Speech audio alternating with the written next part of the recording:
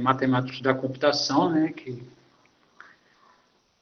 pela minha experiência aí no MD, né, trabalhando aí, parece ser o bicho-papão de vocês, né, o terror, essa disciplina. E ao ler a ementa, ela não aparenta ser esse terror todo, né? Então, o conteúdo é o seguinte, ele começa com conteúdo transversal, né, que é a linguagem de matemática, então ele vai começar a falar um pouco da lógica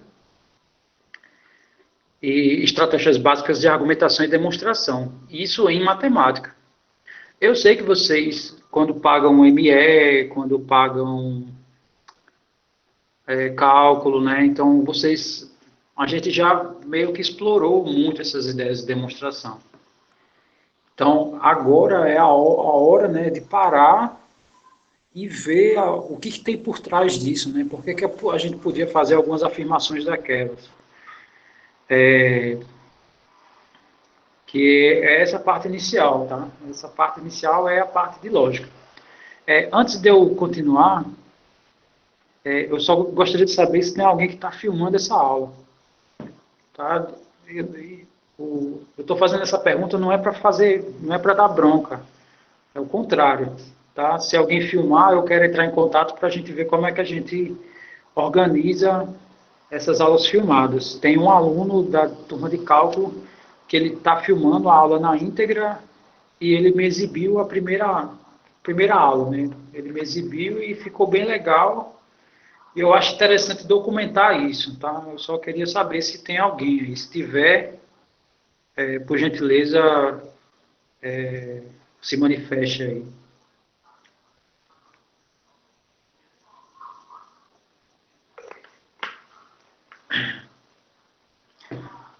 Enquanto vocês... Ninguém está filmando? Meu cachorro pediu o link. O Daniel está filmando, professor. Deixa eu só... Eu não sei se eu coloquei lá no cigarro, mas... Para não ter poluição sonora, nem problemas, vamos usar o chat, tá?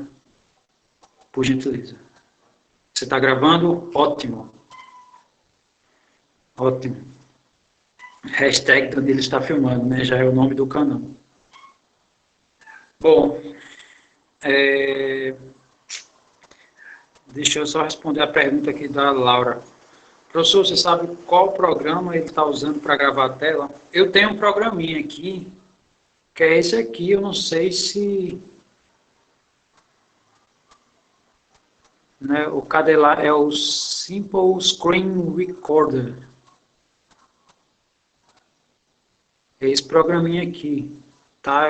Eu fiz alguns vídeos no YouTube para alguns alunos do ensino médio e ele grava a tela. Eu podia até gravar aqui. O problema é que para renderizar, a cada 5 minutos de vídeo, com esse programa eu demoro, quer dizer, o computador demora 50 minutos para renderizar. Se for uma aula de 1h30, então ele vai passar o dia todo renderizando e não tem condições disso, né? Pelo menos a priori não. Por isso que eu acho melhor alguém gravar e depois a gente conversa como é que faz essa... Ou cria canal, sei lá. Sim, alguém perguntou aqui, grupo de WhatsApp. O nosso principal meio de comunicação, deixa eu ver se eu acho aqui... foi o Lucas. Haverá grupo de WhatsApp, Telegram, para comunicação da turma. Bom, a comunicação principal é o SIGA, né? Isso está desde a documentação que eu exibi lá. Se o pessoal quiser montar um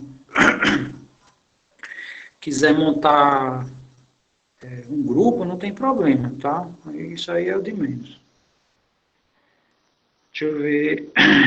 Espero que não tenha configuração de limite. Não tem a configuração de limite? Bom, limite a gente está vendo em cálculo, né? Não sei se é isso, né? Só quero se for 4K. Bom, a qualidade, eu acho assim, se der para ver e der para entender, eu acho que já é suficiente. Professor, não sei se é viável, mas o Skype grava a chamada nativamente e deixa salvo no grupo. Danilo pode montar o grupo. P é o quê? É um palavrão que você não quis terminar a frase? A palavra, enfim. Tá, voltando aqui. Sim, a live no YouTube, o outro grupo já falou com. Outro grupo não, a outra turma falou comigo, disse que precisa de um OBS, eu não sei bem o que é isso, porque a ideia é exibir a imagem, né? Do jeito que está exibindo aqui, para vocês, né? Que aí fica melhor, né? Eu vou falando e mostrando o texto. Tem não, assim, não tem problema, tá? Vocês, se vocês quiserem assistir, não tem problema. Pode chamar a mãe, o pai, a titia. Aqui não se, pelo menos a priori, não vai se falar palavras de baixo escalão, nem, né? Enfim, é um programa para toda a família, tá? Melhor do que Faustão, ou novela, sei lá. Bom, voltando para cá, né? Então, essa primeira parte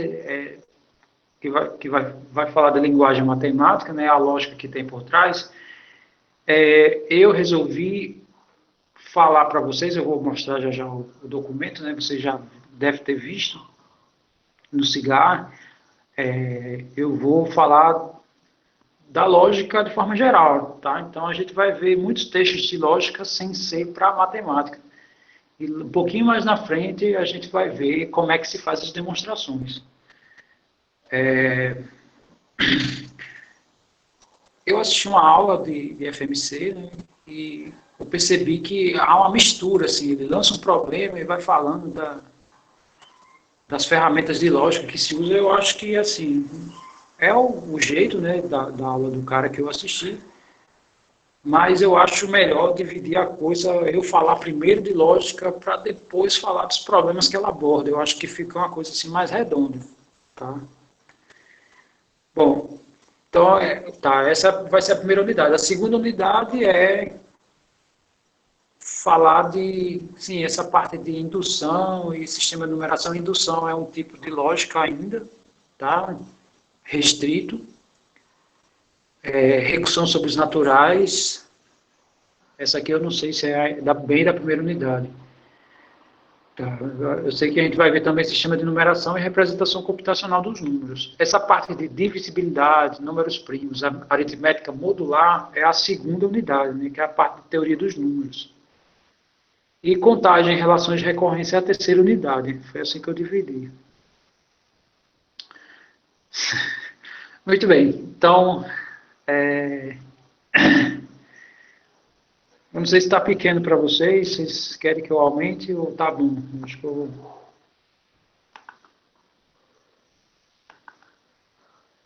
Deixa eu aumentar um pouquinho aqui.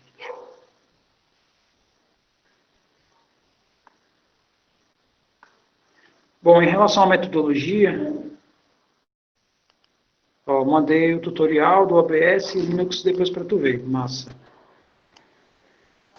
Ok. Fizeram o grupo do Telegram aqui e já jogaram aqui no grupo, aqui do chat, né? Bom, em relação à metodologia, aqui eu descrevi o que eu coloquei lá no documento, né? Então, a metodologia vai seguir os seguintes passos. Primeiro, os materiais, textos, link dos vídeos serão disponibilizados previamente na plataforma SIGA. Bom, isso eu tinha escrito imaginando um pouco a ideia do formato EAD. Que o formato EAD, uma parte da carga horária é convertida em atividades, que vai ser mais ou menos o que eu vou fazer aqui. Que é tipo o seguinte, se você acha, né, que já pagou essa matéria em outro curso, né, se você vem de engenharia, sei lá, mestre em engenharia da computação, já pagou várias disciplinas desse tipo e acha que não é relevante assistir as aulas, quer só fazer as avaliações, não tem problema nenhum para mim. Tá? Eu não vou botar todas as presenças, mas também não vou colocar falta para ser reprovado.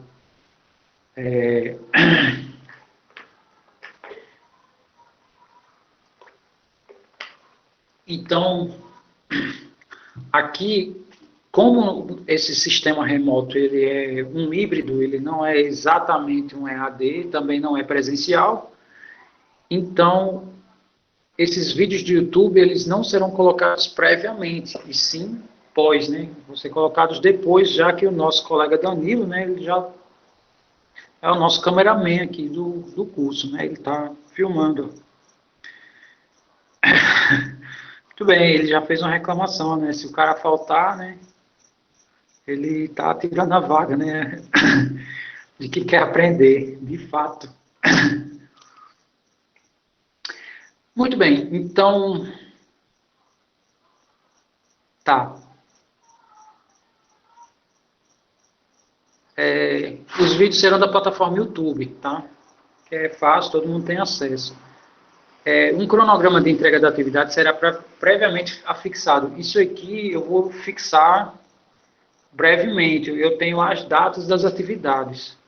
Isso aqui é flexível, né? Como eu falei para vocês, né? Normalmente eu monto um arquivo. O que eu vou fazer aqui? Né? A gente vai fazer a leitura desse arquivo lentamente, sem pressa alguma, vai discutindo do que se trata, cada tópico, né? Sem pressa. Vão ter algumas atividades que vocês vão fazer em casa, né? Isso aí eu já estou falando um pouco da avaliação. E vocês vão me entregar digitalizado, né? Já falo disso aqui que tem aqui embaixo. Tá, eu vou fazer um cronogramazinho porque eu vou amarrar datas no cigarro, tá? Data de entrega. A minha intenção é fazer tarefas pequenas, né? Sei lá, se eu tenho 2 teoremas onde os dois têm a mesma linha de pensamento, eu posso fazer um e deixar o outro como exercício para vocês me entregarem. A ideia desses exercícios é você escrever com suas palavras, né, da maneira como você pensa. Eu quero saber como é que sua mente pensa. A minha ideia não é ver como é que você copiou de alguém, ou sei lá. Então, assim, não é se está correto, não precisa estar correto, assim, para eu avaliar. Eu, se possível, quero ver a maior variabilidade possível dentro dessas respostas, né? Quando vem uniformidade, aí a gente já desconfia que, sei lá, um fez e passou para os outros, né? Essas atividades que eu vou passar, elas vão valer menos, né? E assim como as avaliações, eles vão ter uma quantidade menor de questões do que as avaliações habituais que eu faço, né? E eu vou colocar questões que vocês consigam, sei lá, no tempo de uma aula, vocês resolvem as 3, conseguem digitalizar e me enviar, tá? Se for fazer manuscrito, lógico. Use contos síncronos, que são esses que a gente está tendo, né? A gente vai discutir os textos lidos, isso é verdade, né? Eu sempre vou jogar a priori os textos para vocês.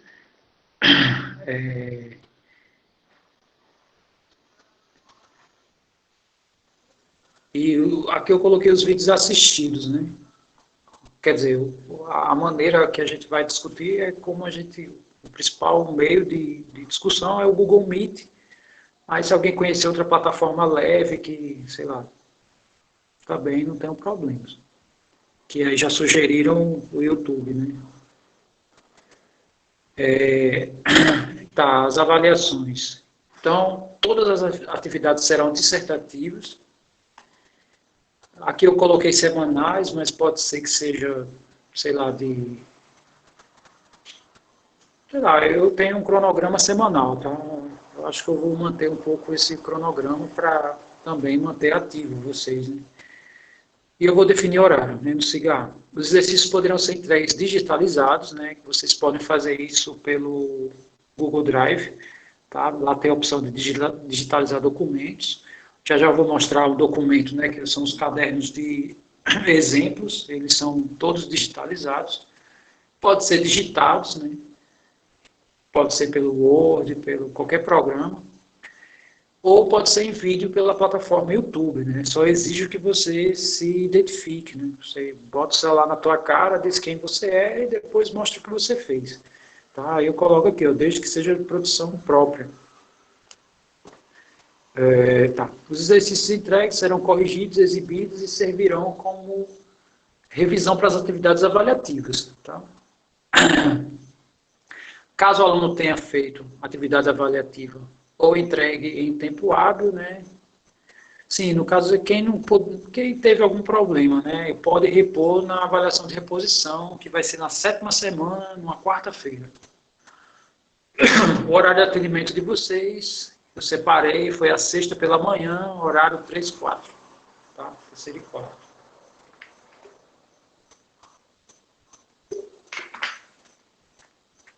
Aí aqui eu fiz a separação do cronograma. Essa parte de conteúdo transversal, sistema de numeração e representação computacional dos números vai ser em 2 semanas, tá? Deixa eu abrir aqui vai ser do dia 15, que é hoje, até o dia 29, tá? Provavelmente nesse dia 29 a gente vai fazer uma avaliação. Do dia 30 do 6 até o dia 14, né, dá 2 semanas e mais um dia ou 2, a gente vai ver essa parte da teoria dos números. E do dia 15 ao dia 27,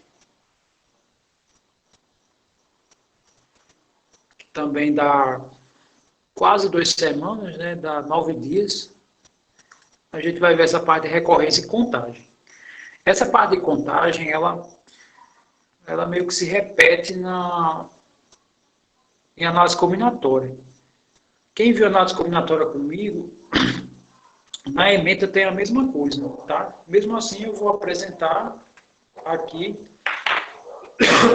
para vocês, porque a parte de recorrência pega um pouco desse negócio de contagem. E aqui eu coloquei as avaliações, tá? São exatamente nos últimos dias, né, de cada conteúdo. Dia 29 é a primeira, dia 14 a segunda e dia 27 a terceira. Aqui eu não coloquei, mas eu também tenho... eu vou passar umas datas, eu vou fixar lá no CIGAR os horários de entrega de atividades, que elas serão baseadas à medida que eu for dando as aulas, né? Se eu demonstrar, é como eu falei, né? Se tiver 2 teoremas e a ideia for a mesma, um fica como exercício, né? Para vocês me entregarem, e o outro eu exibo para vocês como é que ele faz, né? Muito bem. Sim, só retomando, né? O programa que foi exibido para vocês, a carga horária estava menor, ali não contemplava as 90 horas, e para fazer a alocação, tanto minha quanto de vocês, né, consequentemente, eles tiveram que completar a carga horária. Por isso que apareceu essas aulas também nos sábados. E eu vou dar essas aulas, né, nos sábados, a não ser que a gente consiga uma maneira de sanar elas. Mas, a priori, eu vou seguir todo o cronograma. Muito bem. Em relação a isso, né, essa parte aqui do plano do curso, alguém tem alguma dúvida?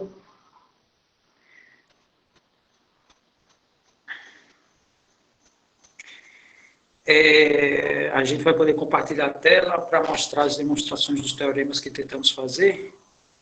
Bom, se quiser, eu não vejo problema, tá?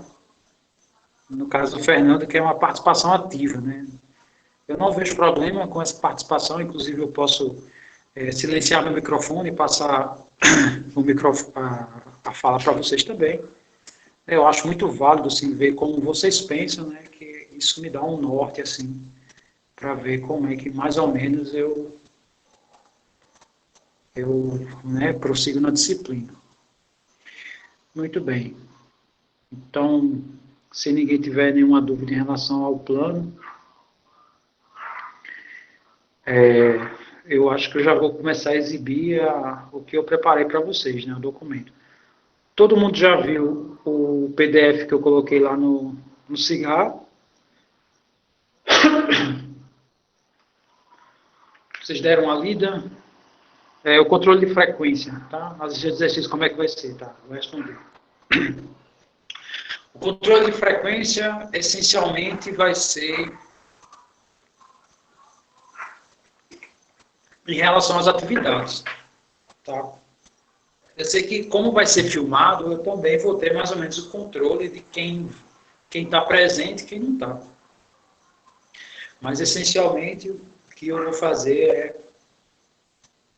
nas atividades, tá? Que é o que é recomendado esses cursos à distância. Né? Como eu falei, esse curso é híbrido porque a gente tem uma sala de aula virtual, né? Que é mais ou menos como uma sala de aula, não é da mesma maneira, mas tem uma certa aproximação comparada à EAD. EAD é um monte de atividades, empurra vários livros e o tutor fica, lê esse material hoje, assista esse vídeo, aí o vídeo tem só 5 minutos, faça esse texto, aí você faz. Aqui é um pouquinho diferente, tá? De toda forma, eles, quando é assim à distância, eles não exigem que a gente seja muito criterioso nesse aspecto. Muito bem. Então, vamos ver aqui a ideia do que eu montei para vocês. Nessa primeira unidade, a gente vai ver linguagem, né? A linguagem está totalmente ligada à lógica. Sistema de numeração, tá? Isso aqui é um pouco de conteúdo de cálculo numérico, né? Mas vocês, pelo menos, não veem essa disciplina propriamente dito. E tem a representação computacional dos números, tá? Que a gente vai ver também. Muito bem, então, para início de conversa, né? A gente vai, como introdução, né? A gente vai falar de um pouquinho de lógica, né? E antes de começar o assunto, a gente vai ver algumas informações, né, das lógicas mais tradicionais. Porque a gente pode, quer dizer, tem vários tipos de lógica, né? Tem lógica que segue outros padrões, né? Não totalmente diferente das tradicionais, que é a proposicional e a de primeira ordem. A modal é uma extensão dessas duas. Mas tem a paraconsistente, tem outros tipos de lógica que tem uma relação completamente diferente com a lógica que vai ser exibida aqui, que é a lógica computacional. Inclusive, estatística é uma lógica, tá? É uma lógica diferente. É uma lógica que você não tem informação, tá? O que você tem são bancos de dados, e com esses bancos de dados vocês não, né? Nós tentamos transformar em informações. Né? Bom, então vamos aos conceitos básicos. Né? Então, aqui eu coloquei as definições que mais se encaixam, tá? A literatura exibe algumas definições, inclusive tem algumas definições de lógica que se confundem com algumas definições de metafísica. Metafísica é o que vai além da física, né? Então, por exemplo, um exemplo simples de metafísica é quando alguém entra na sua casa ou entra, sei lá, na casa de outra pessoa, aí olha para um quarto qualquer e diz assim, caramba, esse quarto é a sua cara. Ora, como é que ele pode associar o quarto a uma pessoa, né? Então, ele associa pelos objetos que aquela pessoa tem, né? Sei lá, se tiver pôster, o cara também tem, se o cara gostar das mesmas bandas, sei lá. Então, são características que são comuns, né? Então, isso, né, são informações que vai além dos fenômenos naturais, né? Que é você ser representado não por você fisicamente, mas, né, pelo que você faz, pelo que você produz. Né? Então, isso é além da física, essa é a ideia da metafísica. Mas é como eu falo, a gente não vai discutir isso, eu só quero dizer que, às vezes, a definição de metafísica se confunde com a da lógica. Mas, enfim, a definição de lógica é a seguinte, né? É a ciência, né? Só para você ter ideia, a filosofia não é ciência. Tá? E a discussão é porque ciência ela evolui. Né? Você tem teoremas, e esses teoremas podem se transformar em corolários. Né? Então, quando algo evolui, se chama de ciência. A filosofia não, né? Você emperra, aí você... É um retrocesso, né? Você começa a se questionar, às vezes pelos princípios, e você acaba criando um mundo mental. Então, filosofia é isso, né? Quando você não consegue a resposta na ciência, você procura um mundo mental que resolve aquele problema. É mais ou menos por aí. A lógica se estuda em filosofia, né? Mas ela, das filosofias, é a única que é ciência, né? Então, ela é uma ciência que ela estuda os princípios e métodos de inferência. O que é inferência? Né? Inferência é uma ferramenta que possibilita concluir algo a partir das informações disponíveis. Então, tem exemplos bem bestas, né, que podem, que a gente usa todos os dias, né, nisso. Então, sei lá, por exemplo, você olha pela janela sei lá, da tua casa e você vê um cara bem vestido, mas ele está rodeando uma determinada pessoa inquietamente. Aí você já começa a suspeitar e você já começa a tirar conclusões, tipo, rapaz, a movimentação desse cara tá esquisita, né? Então, essa foi a informação prévia, né? O que você está vendo. Aí você pensa assim, né? Pode até comentar, caramba, aí vai dar merda. Aí, pouco tempo depois, né? Vai que ele agride alguém, não sei. Aí você, eu não disse, né? Então, é isso que é fazer inferência, né? Você tem uma informação e você tira conclusões, né? Daquela informação prévia. Que é justamente isso, é concluir algo, né, a partir de informações disponíveis. Muito bem, aqui que é um argumento. Né? Argumento é o conjunto não vazio e finito de sentenças, que no caso são premissas, das quais de todas uma é chamada de conclusão, né? No caso é a última. A última normalmente é chamada de conclusão. A última premissa, já eu falo, dou um exemplo disso. Aí o que é sentença, né? Já que eu falei de sentença aqui na definição de argumento, sentença é um conjunto de palavras com ao menos um verbo flexionado. E, às vezes, eu tenho sentenças que têm verbos flexionados, mas não são proposições, né? Já que eu comentei aqui, eu vou ler o que é uma proposição. É uma sentença declarativa. Porque para ter verbo flexionado, não necessariamente você está declarando, né? Por exemplo, se eu perguntar para vocês, vocês estão entendendo? Bom, eu não estou declarando nada, eu estou questionando. Então, eu fiz uma pergunta, tem um verbo flexionado aí. É uma sentença, mas não é proposição, tá? E a gente, na lógica, né, a gente trabalha com proposições. Aí deixa eu só mostrar um exemplo aqui para vocês. Bom, eu criei esse caderno, tá? Esse caderno ele foi todo digitalizado. Como eu falei, foi digitalizado pelo Google Drive. E na opção de fotografar, você pode digitalizar, ele permite isso, né? A vantagem é que, no caso, se vocês quiserem responder a avaliação de vocês dessa maneira, vocês podem, tá? Vocês pegam uma folha de ofício branca, né? Vocês respondem à mão e fotografam, né, na opção digitalizar do Google Drive. Bom, aí deixa eu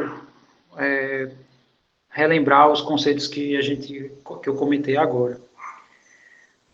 Aqui eu tenho a seguinte frase, né? Todo homem é mortal.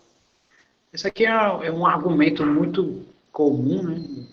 É muito popular esse argumento, mas é só para a gente, né, associar o que eu acabei de ler.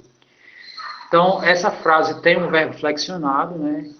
Não tem interrogação nem exclamação, então significa que isso aqui é uma sentença por ter um verbo flexionado e é declarativa por não ter interrogação ou interrogação. Tá? Ele está afirmando, né, que todo homem é mortal. Então, isso aqui é uma proposição, tá?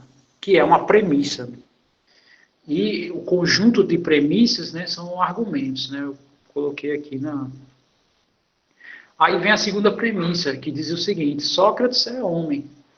Aí, né, vem a terceira premissa, que é pegar essas duas informações e você associar alguma regra de inferência, e a conclusão é Sócrates é mortal. Né? Então, só lendo o texto inteiro, todo homem é mortal, Sócrates é homem, logo Sócrates é mortal. Então, isso é um argumento, tá? eu tenho aqui premissas, onde a última premissa se chama conclusão. Essa é a ideia do argumento. E a gente usa isso de maneira corriqueira no dia a dia, né? Em aula mesmo, a gente diz assim, diga aí o seu argumento, ou seja, né, enuncie aí as suas premissas, e eu quero ver se suas premissas, em relação à última, tem alguma conexão. Às vezes as conexões, logicamente, são incorretas, né? Existem as falácias, né? Existem informações que aparentam ser verdadeiras, mas na verdade não são, né? Que elas desobedecem logicamente a alguma regra. E tem textos que aparentam ser falsos, mas na verdade são verdadeiros, porque eles obedecem fielmente às regras da lógica. O próximo exemplo de argumento que eu vou mostrar para vocês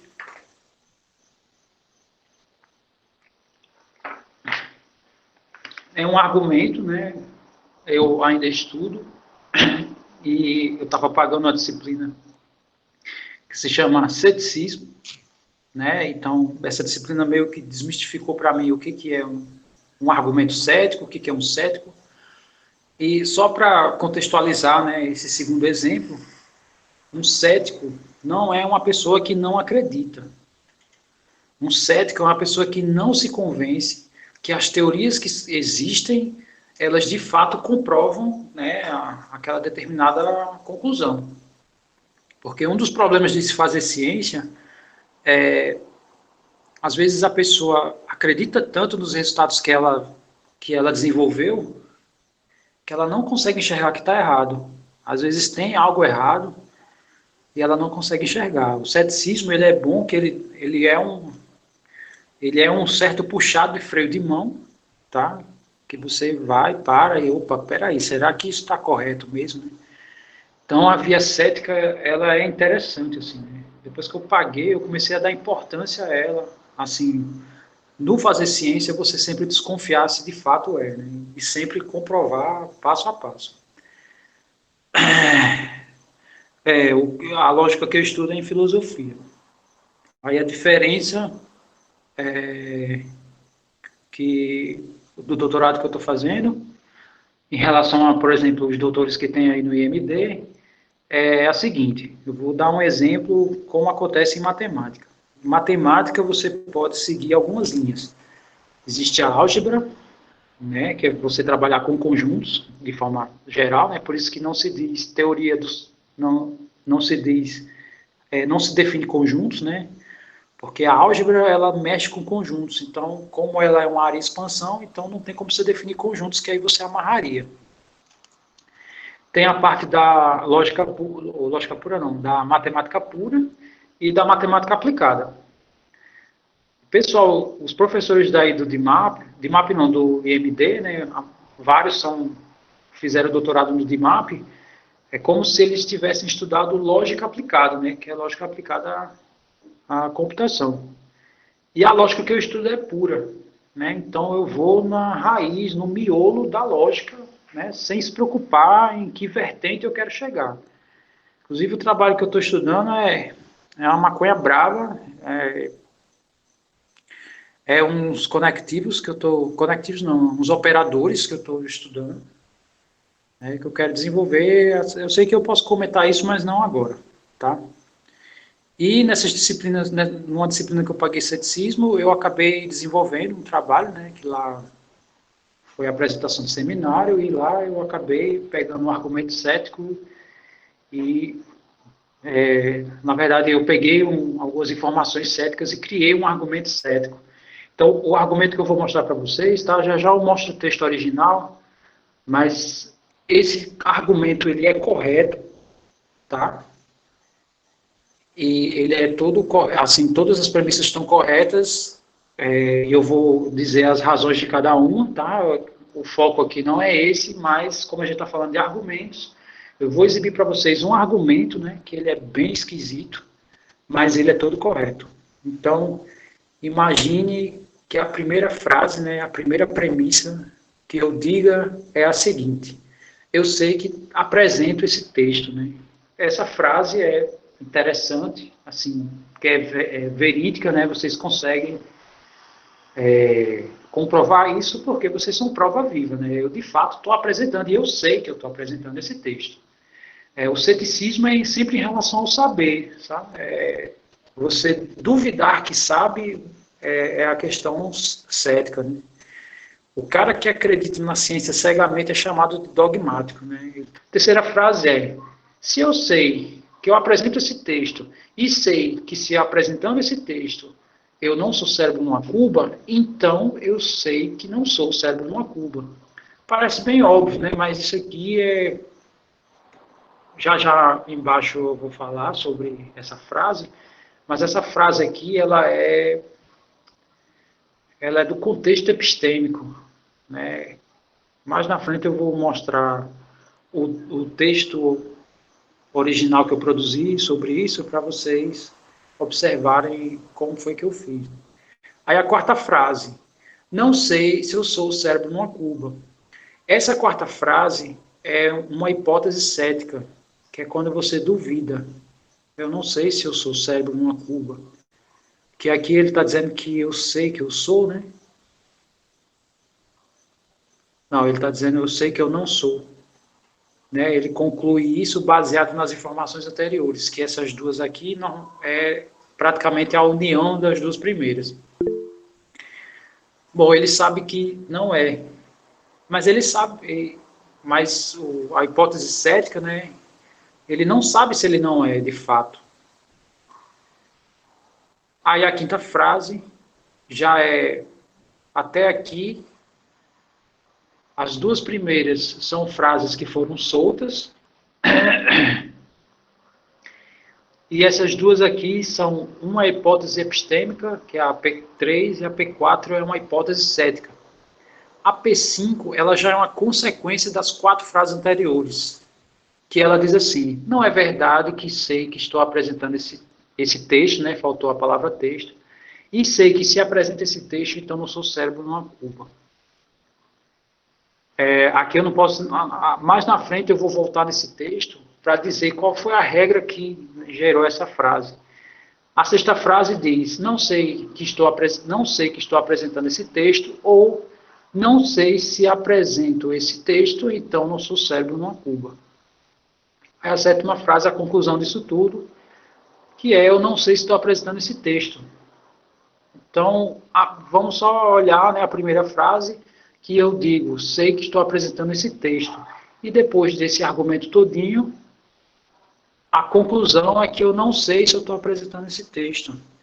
E de fato, né, pelas frases que eu li aqui, pelo que eu falei, eu não sei se vocês entenderam, que não era essa a intenção, mas de fato eu sabia que não era fácil de visualizar isso.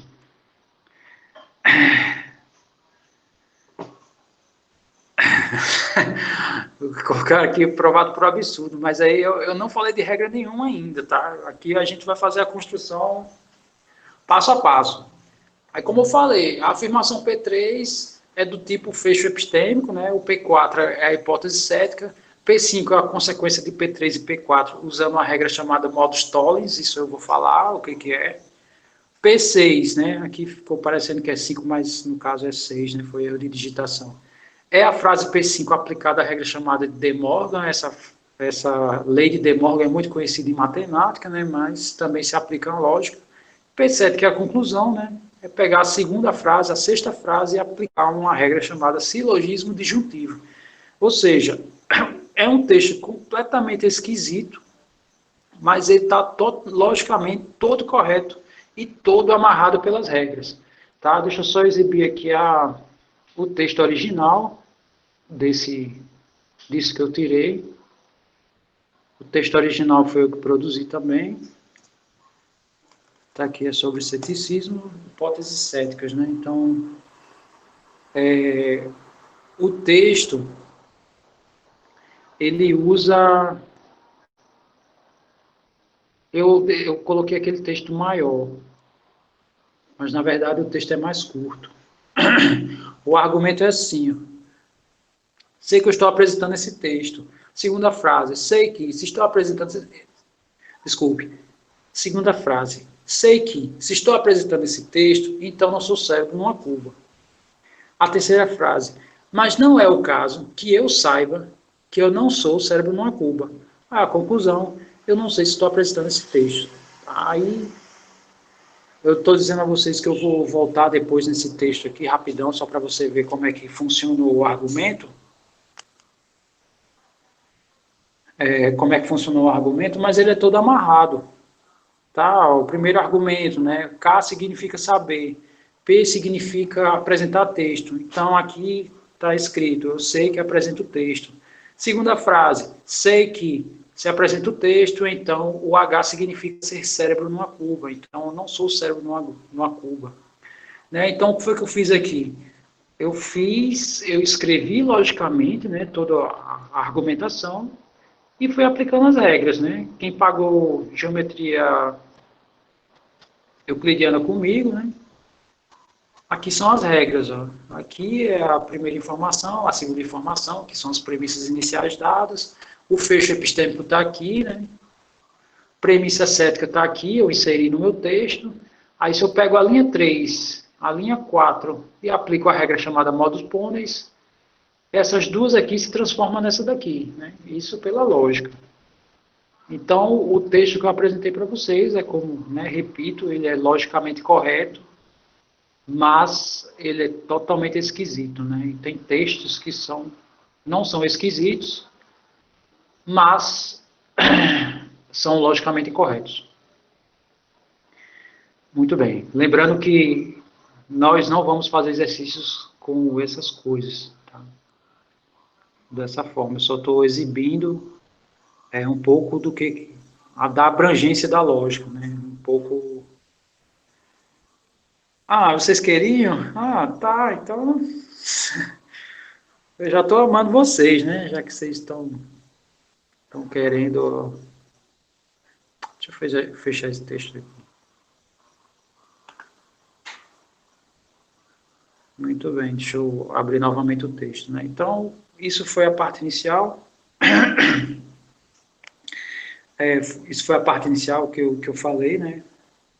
E com isso, outra coisa que eu quero mostrar para vocês, né? Que a lógica, você pode trabalhar de qualquer maneira. Por exemplo, essa questão de quando você digita um texto e o texto ele se autocorrige, então isso são regras lógicas que são implementadas, né? Gramática também, na lógica tem gramática, né, também.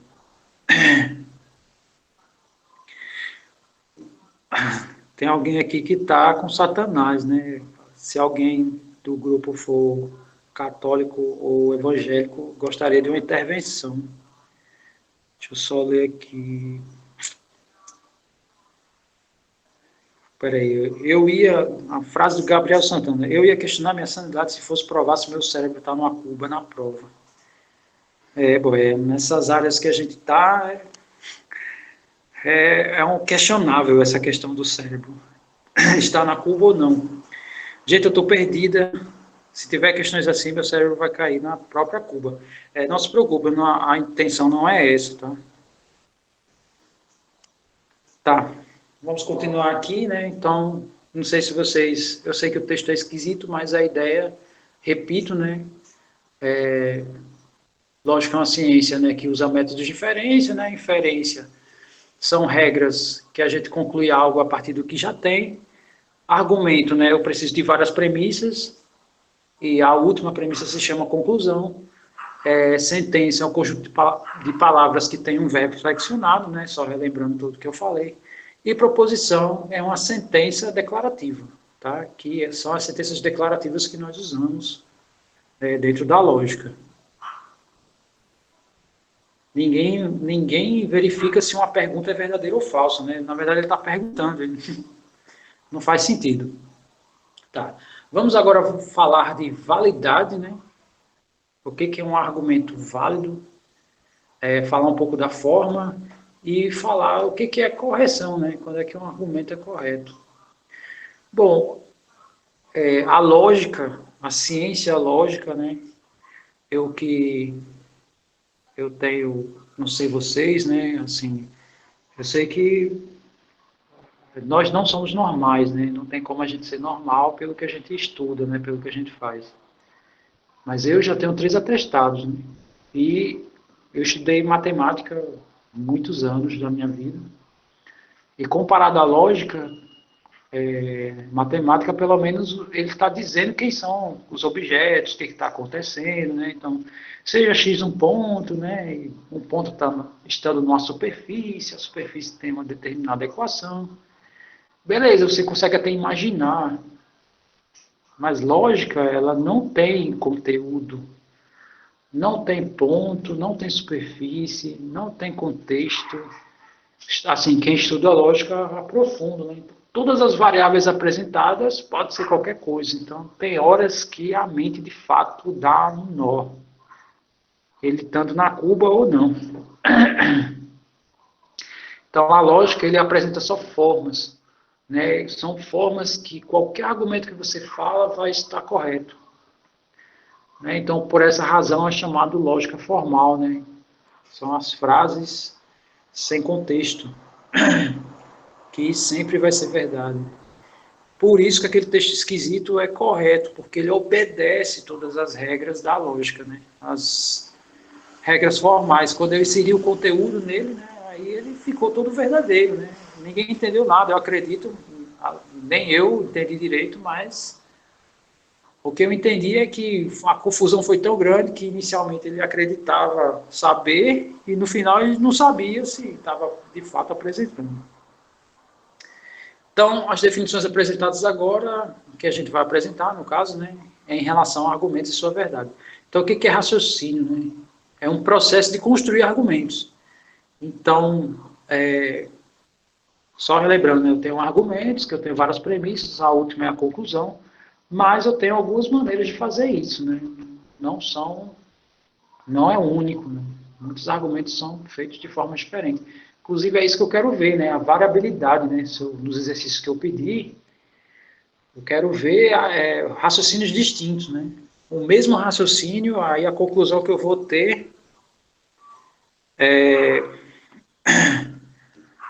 se eu perceber que o raciocínio é o mesmo para várias pessoas, então a conclusão que eu posso tirar, né, a inferência que eu posso fazer disso é que é bem provável que houve a difusão de alguém que fez e passou para os demais. Né?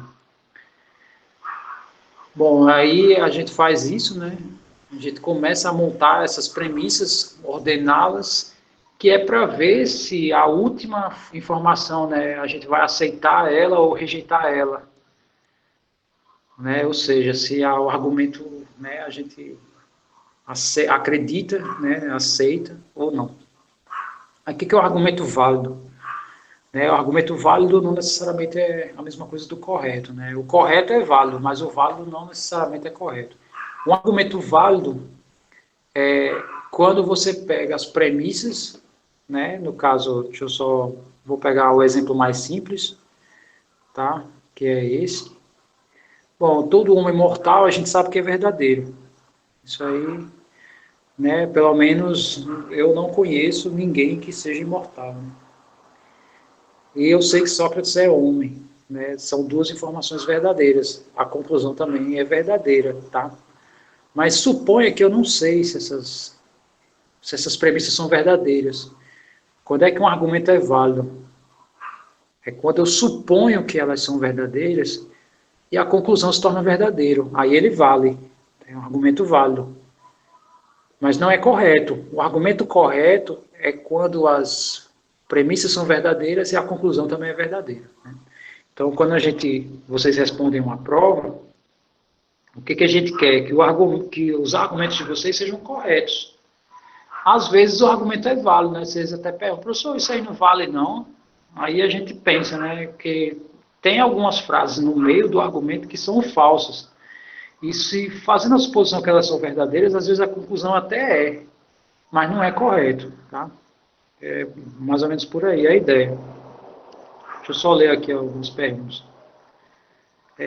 Professor, então mesmo que os argumentos sejam absurdos, caso ele chegue a uma conclusão lógica, a conclusão está correta, na verdade a conclusão está válida, né? E o que você falou, assim, depende como o argumento é montado, né? Ele não necessariamente é absurdo, ele pode aparentar ser um absurdo, como esse exemplo 2 aqui que eu mostrei, né? Que ele é muito esquisito, né? É bem esquisito, mas ele é correto, tá? Muito bem. E pergunta de outro Gabriel, né? Gabriel Bassani, ele diz: cabeça é outro tipo de cuba. No caso ele afirma, né? Fernando, até o momento ainda é válido essa P1, que eu acredito que seja todo homem é imortal, ou sei que apresenta esse texto, né? De fato. Muito bem. Até o momento está claro essas ideias que eu estou apresentando para vocês, tá? Não necessariamente os e-mails não, os exemplos, né? Eu sei que talvez não ajude o exemplo, mas é só a ideia, né, da coisa, né? Então,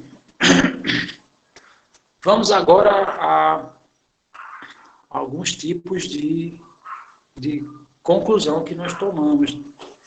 O que é dedução, o que é indução, aqui eu adicionei também a abdução, mas na ciência nós usamos a dedução.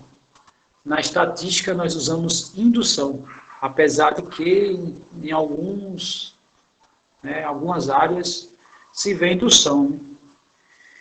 Então,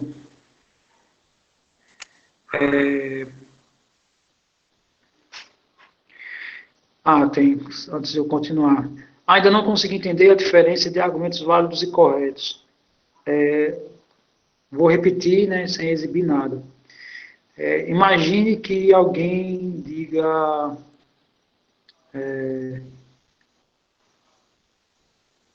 digam algum absurdo, né? E conclua alguma coisa baseada nesse absurdo. Então, o absurdo, vamos supor que é uma frase falsa, é falso. Mas, se eu supor que aquele absurdo é verdadeiro, a conclusão também é. O que é um argumento assim, né? Ele é válido. Ele não é correto. Por que ele não é correto? Porque a premissa é absurda, né? Ela é falsa. Então, o argumento se torna verdadeiro se eu supor que é verdadeiro a primeira premissa, ou as primeiras premissas. O correto, a diferença é que o correto, todas as premissas são verdadeiras.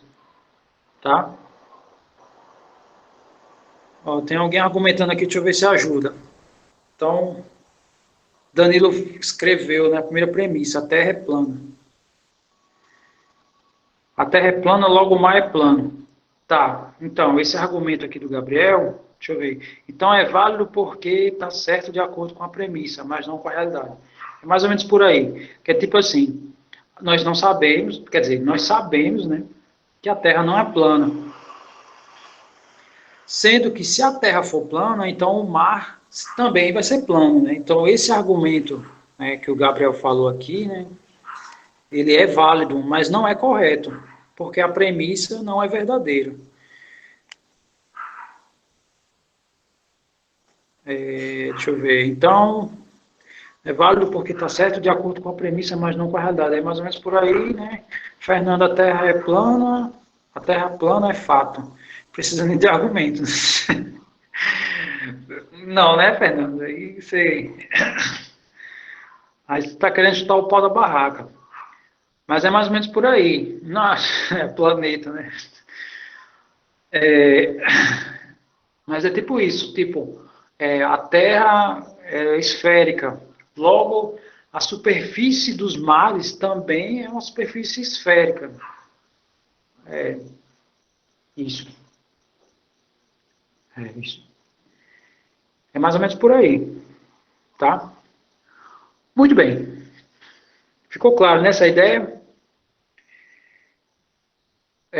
Muito bem. Então, o que é dedução, né? Dedução, né, a gente utiliza de regras e premissas para chegar a uma conclusão. que é isso que a gente faz, que a gente tem feito o tempo inteiro nas disciplinas de matemática elementar, nas disciplinas de cálculo, na disciplina de VGA. Então, essa coisa, o sistema formal, né, eu já comentei em algumas disciplinas, ele é todo, né, desenvolvido através da dedução. Você pega premissas, pega algumas regras e dá algumas conclusões. Né? Você pega alguns axiomas, vocês pegam algumas regras e vocês vão criando teoremas e assim vai. A indução, ela é determinada, né, a verdade é determinada pela repetição de uma grande quantidade de um determinado fato, né, que é justamente o que a gente faz ou fazia, que é o que a gente fazia em análise combinatória, quem pagou, eu não sei se eu cheguei, não, na parte que eu cheguei não tinha indução, né? Mas aí a indução normalmente funciona assim. Tá, antes de continuar, perguntaram se eu vou postar argumentos do cérebro numa cuba. Não, né? O cérebro numa cuba é argumento cético, não é do nosso interesse, né? Só se fosse lógica aplicada ao ceticismo, aí sim. Sim, então, normalmente a gente faz indução assim, a gente verifica se uma fórmula é válida para um ou para um primeiro natural, supõe que é válido para cá e verifica se é válido para cá mais um. Essa é a ideia, porque com isso a gente garante uma grande repetição de uma determinada forma. Né? Mas isso não vale para todo mundo, né? Isso só vale se o domínio for natural. Né? Se a função for domínio para os reais, isso já não acontece. E a abdução, ela é um tipo de argumentação que nós não estudamos na ciência, né? Que ela é a melhor explicação para um determinado fenômeno, que inclusive tem uma abdução aqui nos diálogos, né? Que diz que a Terra é plana, então é planeta, então isso não pode ser a melhor explicação, parece ter sentido a palavra, mas não necessariamente, na verdade ela é falsa, né? Então a abdução é isso. Né? Muito bem. Agora vamos comentar um pouco da linguagem. Essa ideia de linguagem a gente também estuda na língua portuguesa quando a gente estuda no ensino médio. E a razão disso é uma das vertentes da lógica que a gente estuda de maneira indireta no ensino médio, né? Estudar a língua portuguesa. E matemática, né? São as duas línguas que têm inseridos a lógica fortemente. Então, o que é linguagem? É um conjunto finito de símbolos que serve como meio de comunicação. Né? Aí há 3 níveis de linguagem.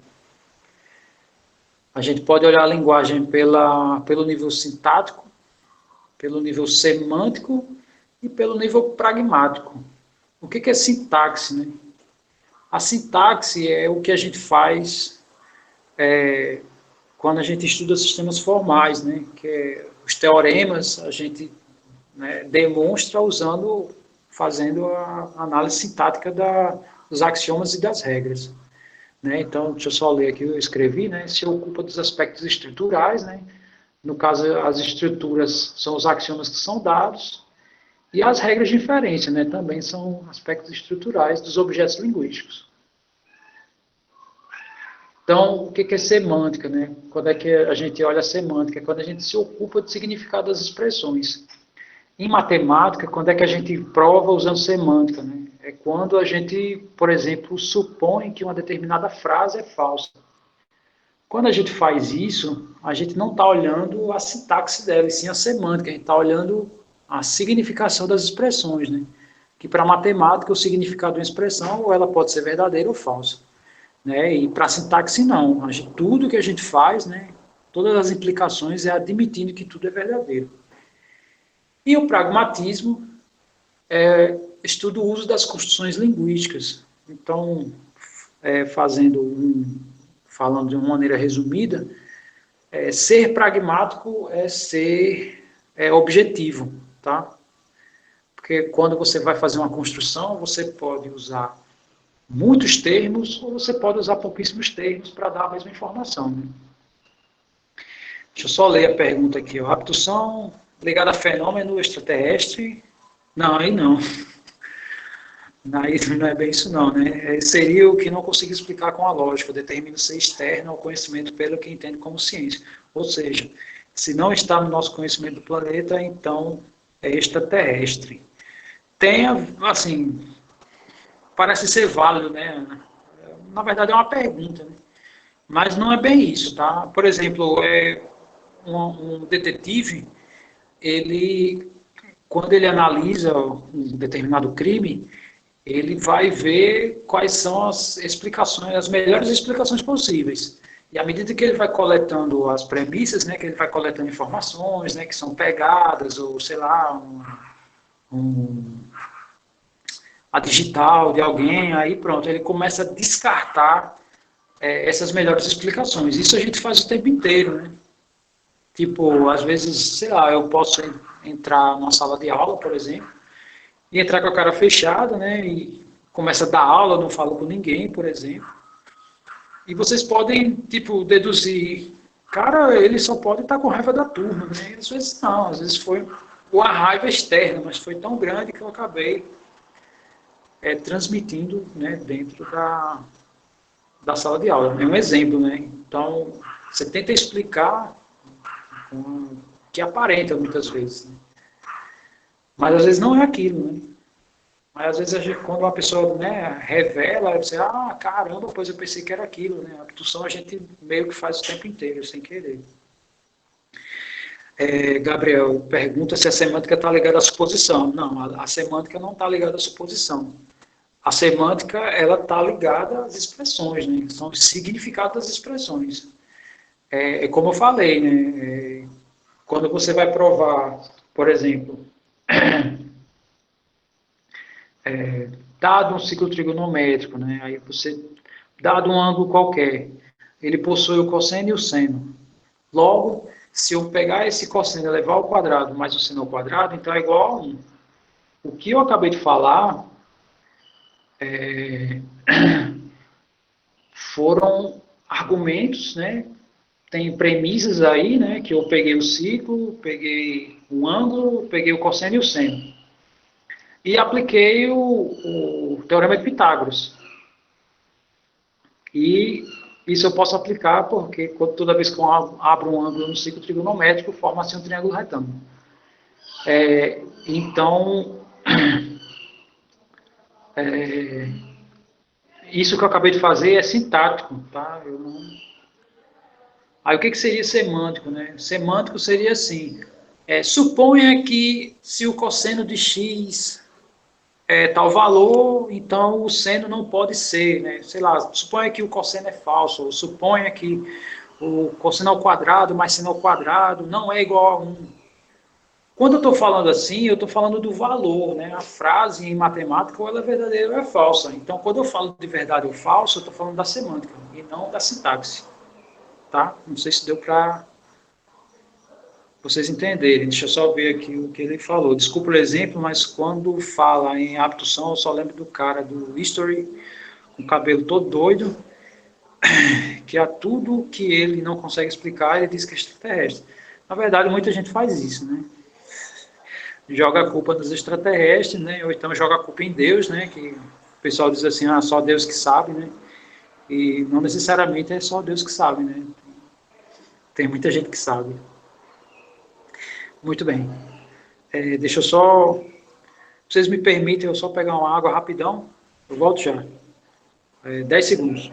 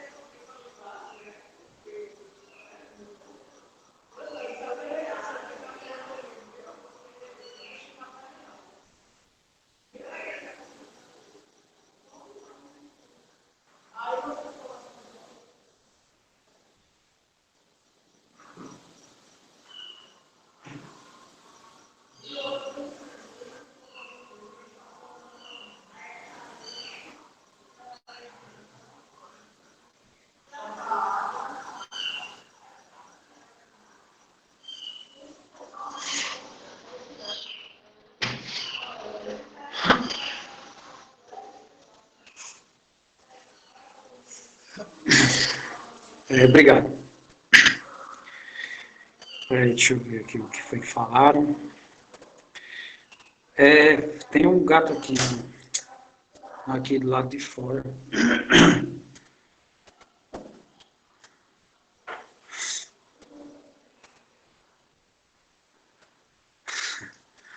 Muito bem. Bom, até o momento tem alguma dúvida? Vocês estão com alguma dúvida? Tem alguma coisa que ainda está bem obscura? Está translúcido? Tem uma dúvida aí em cima, né? Adotar ele. Bom, eu não posso adotar porque eu já tenho 3 aqui, né? Cadê a pergunta? Deixa eu ver.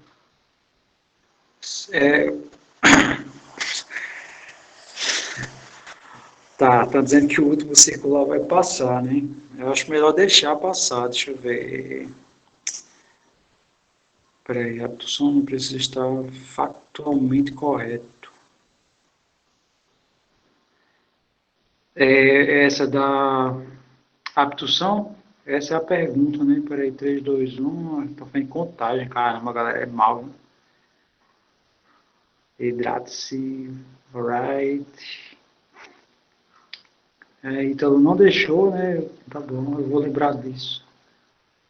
Tá, deixa eu responder a pergunta aqui do Lucas Moura.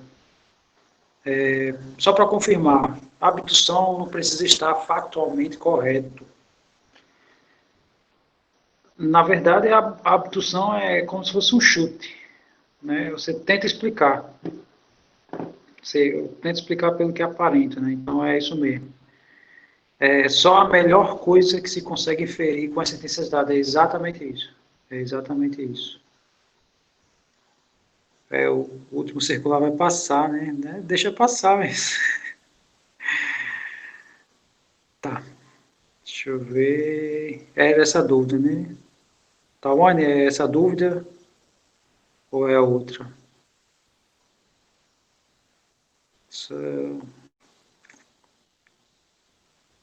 Ok, foi feito de novo. Eu vi tudo isso dos videogames. Quem me parou foi Resident Evil. O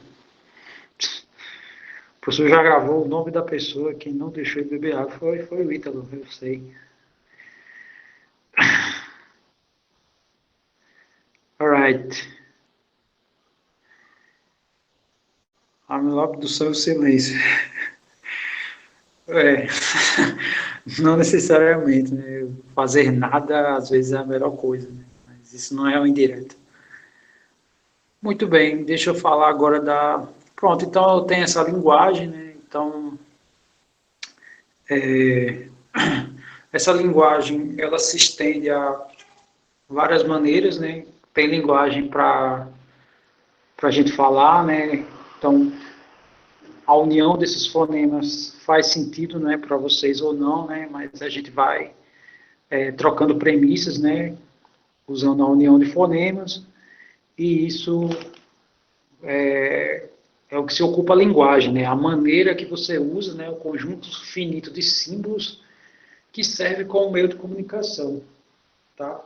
Aí esses símbolos têm o que a gente usa para escrever, o que a gente usa para falar, o que a gente gesticula, né? Muitas vezes a gente fala sem dizer uma palavra, né? Então esse é o papel da linguagem, né? Tem esses 3 níveis aí. Sendo que no nosso caso o que a gente usa é a linguagem artificial, que no caso o que é a linguagem artificial, né? É a linguagem que usa símbolos, né? Que no caso usa um alfabeto, usa uma desculpe, né?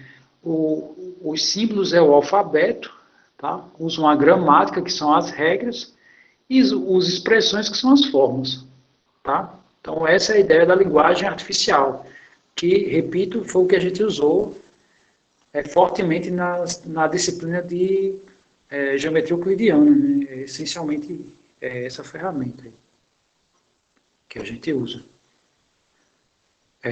Muito bem. Antes de continuar, só quero saber, esse nosso horário vai até que horas? Eu sei que quando é na faculdade, né, vocês, lá no IMD, no prédio, né, por causa do circular, que já foi mencionado, até meia-noite, ótimo. 10h15, né? Tá, eu acho que o tempo já está estourado, né? Aqui no relógio do computador é 10h18, né? Não sei se vocês estão vendo. E no meu celular está um pouquinho mais. Bom, então, essas são as informações, né, da lógica geral, tá? Não é uma lógica que funciona só em matemática, mas são as ferramentas que se usam no geral. É muito importante essas definições, tá? É muito importante que vocês releiam essas definições, que a gente vai usar isso o tempo inteiro, né? Essas são as bases do que a gente vai trabalhar. No nosso próximo encontro, que vai ser amanhã,